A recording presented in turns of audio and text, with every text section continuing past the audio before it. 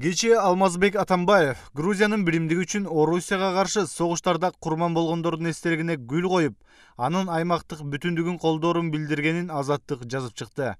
Атамбаев тынчыбай жаткан Украинаны сынга алып, Кыргызстанда туруктуулукту орнотууда өзүнүн ролун баса белгиледи. Президент Алмазбек Атамбаевдин Тбилисиде жасаган бул билдирүүлөрү коомчулукта эки ача пикир жаратууда, дейт Азаттык. Тбилисидеги Грузиянын биримдиги үчүн курман болгондордун эстелигине гүл чамбар коюлса, бул эстеликтин бетинде ар кайсы мезгилде Орусия менен болгон согуштарда курман болгон 3,5 миңден ашуун адамдын аты жөнү түшүрүлгөн. Анда 2008-жылы 8 августта Орусиянын агрессиясынан курман болгондордун ысымдары да бар.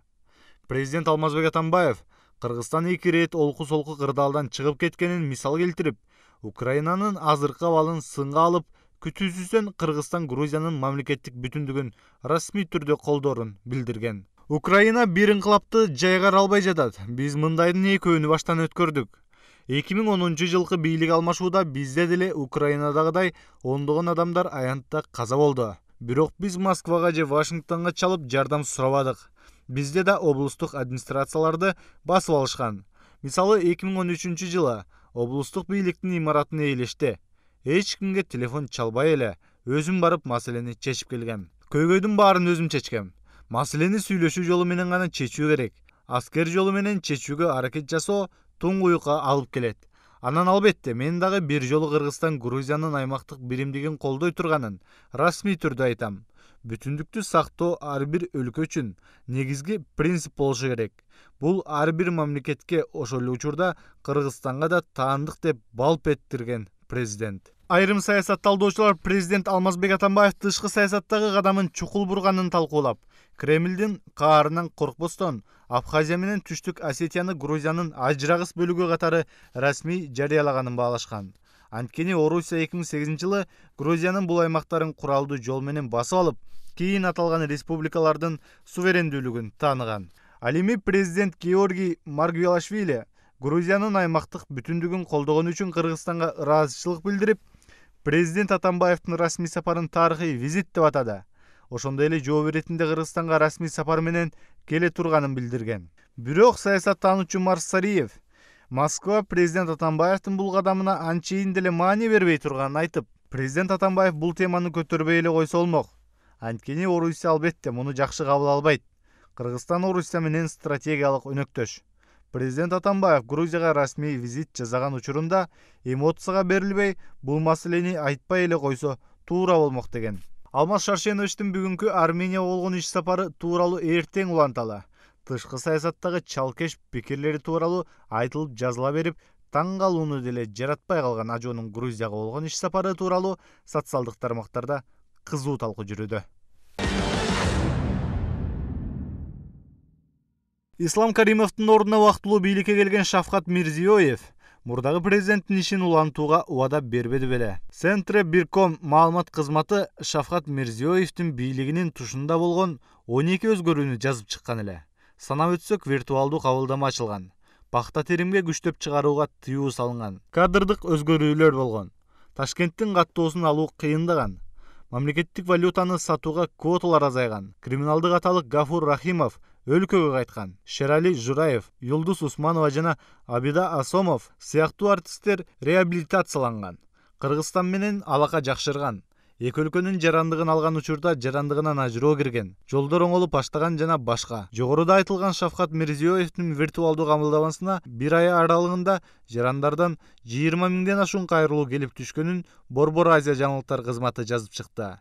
Gov.uz расмий порталына жолдонгон арыз-муңдарды өкмөт чиновниктери өз убагында карап, кемчиликтерди жоюуну убада берип жатышыптыр. Мирзиёевдин виртуалдуу кабылдамасына жоопту атка минердин айтымында жарандардын көпчүлүгү банктардагы накталай акчалардын жоктугуна, айыл жериндеги электр жана газдын тартыштыгына, мындан тышкары автосалондордо машина сатып алуунун кыйын экендигине нааразы. Атуулдар Ташкент шаарына катталуудагы жана биопаспорт алуудагы кыйынчылыктар, ошондой эле укук коргоочу органдардын мыйзамсыз аракеттери боюнча да арызданышкан. Виртуалдуу кабылдама жума бою тынымсыз иштейт. Жарандар чечилбей жаткан көйгөйлөрү боюнча кыска номерларга телефон чалып же кат жолдой алышат. Бул арада Facebook социалдык түйүнүндө дагы атайын баракча ачылды.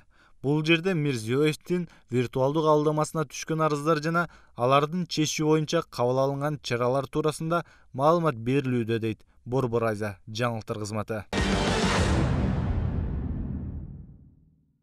Акипресс, Марал ФМ сыяктуу жалпыга маалымдоо каражаттары Бириккен Араб Эмираттарынын жарандары өлкөдөн ит элге алып кетип бара жаткан жеринен кармалышканын айтып чыгышты. Манас аэропорт текшерүү көзөмөл пунктунун кызматкерлери улуттук коопсуздук кызматынын өкүлдөрү менен биргеликте 4 ит элгини өлкөдөн чыгарып бара жаткан араб жарандарын төмөндөгүдөй кармашкан.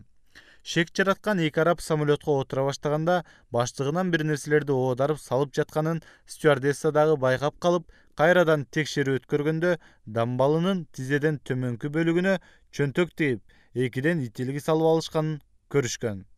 Куулугу башынан ашкан эки арабтын арам иштери иш жүзүнө ашпай, учурда тергөө иштери жүргүзүлүп жатыптыр.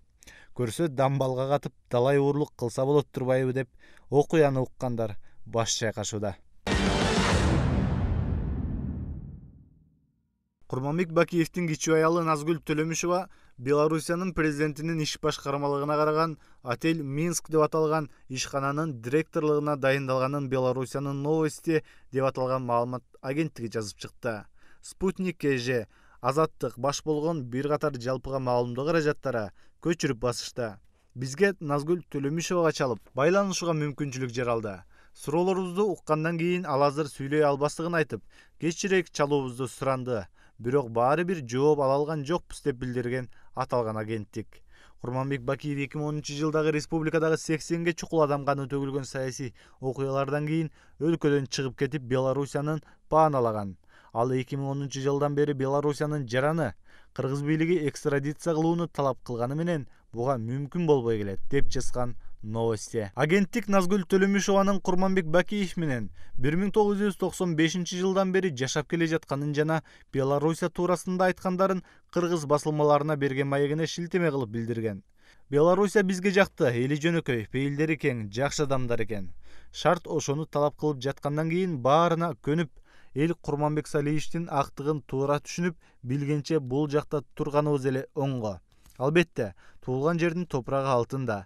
Бирок азырынча Кыргызстанга барабыз деген оюбуз жок деп айтканын берген. Новости Отель Минск ишканасынын директорунун орун басары президент Александр Лукашенконун мурдагы жардамчысы жана аталган өлкөдөгү белгилүү депутат Виктор Кучинский аттуу адам экендигин кошумчалаган. Жогорку кеңеште өспүрүмдөрдүн никесин кыюуга тыюу салган мыйзам долбоор талкууга алынып, 3-окууда көпчүлүктүн добушу менен кабыл алынып, президенттин кароосуна жөнөтүлгөнү белгилүү. Эгер ал ишке ашса, төмөндөгүдөй окуяларга тыюу салынат эле. Спутник КЖ маалымат сайты Нарын облусунун Актала районундагы Байгөнчөк айылынын тургуну 16 жана 17 жаштагы жашы жетелек кыздарын 11 октябрь күнү күйөөгө берип жибергенин жазып чыкты. Байгөнчөк айылынын башчысы Нурлан Иманкулов жана башкалар бул кыздар жыл башынан сабакка барбай калышканынан ата-энеси менен сүйлөшүлгөнүн айтышкан. Атын атагысы келбеген айылдаштарынын бири бул үй бүлө диний көз карашты бекем карманып, үйдөгү кыздары менен аялдары хиджаб кийип, энеси бетин жаап жүрөрүн билдирген.